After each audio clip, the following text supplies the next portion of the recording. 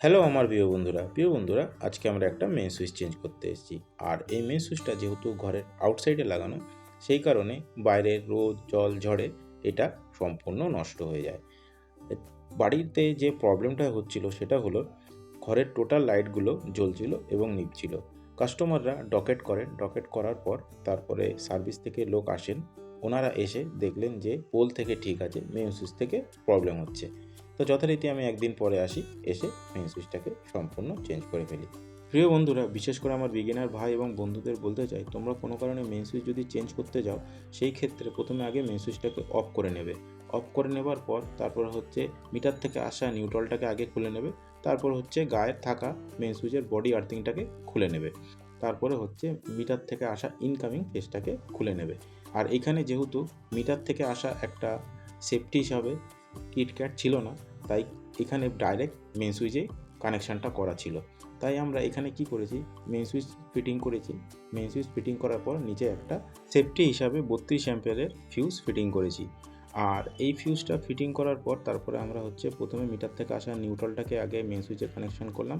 Main সুইচে connection করার পর তারপর আমরা একটা শর্ট তার নিলাম। সেই তারটাতে আমরা হচ্ছে আগে ইনসুলেটর টার্মিনাল লাগিয়ে তারপরে আমরা ডান দিক থেকে কানেকশান করলাম, যেটা হলো আমাদের ফেসটা। মেইন সুইচে কানেকশান করার পর তারপরে আমরা ফিউজে আউটগোয়িংয়ে ফিটিং করি। আর মিটার থেকে আসা আমাদের ইনকামিং ফেসটাকে আমরা আবার কিটকাটের ইনকামিংয়ে কানেকশান করে দিই। এরপরে আমাদের ঘরের আউটগোয়িংয়ের কানেকশানগুলোকে আমরা কমপ্লিট করে ফেলি। তারপরে সর্বশেষে আমরা হচ্ছে বডি আর্থিং দিই, যেটা হচ্ছে মেইন সুইচের গায়ে।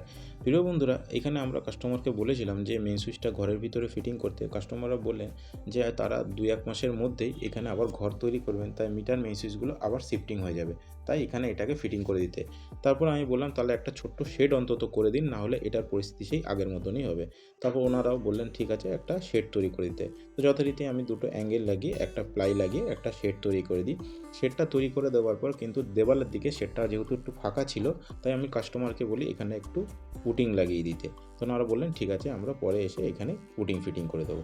তো প্রিয় বন্ধুরা, আমাদের কাজটা কমপ্লিট হয়ে যায়। আর তোমাদের কাছে এই কাজটা কেমন লেগেছে অতি অবশ্যই কমেন্টের মাধ্যমে জানিও। ভালো লাগলে প্লিজ একটা লাইক করো। এবং তোমরা যারা আমার চ্যানেলে নতুন আছো, প্লিজ আমার চ্যানেলটাকে সাবস্ক্রাইব করে বেল নোটিফিকেশনটাকে অন করে অল করে রাখো, যাতে আমি এই ধরনের ভিডিওগুলো আপলোড করার মতো সবার প্রথমে তোমাদের কাছে চলে যায়। তো প্রিয় বন্ধুরা, তোমরা সকলে ভালো থেকো, সুস্থ থেকো। তোমাদের সঙ্গে আবার দেখা হবে নেক্সট ভিডিওতে। ততক্ষণের জন্য টাটা।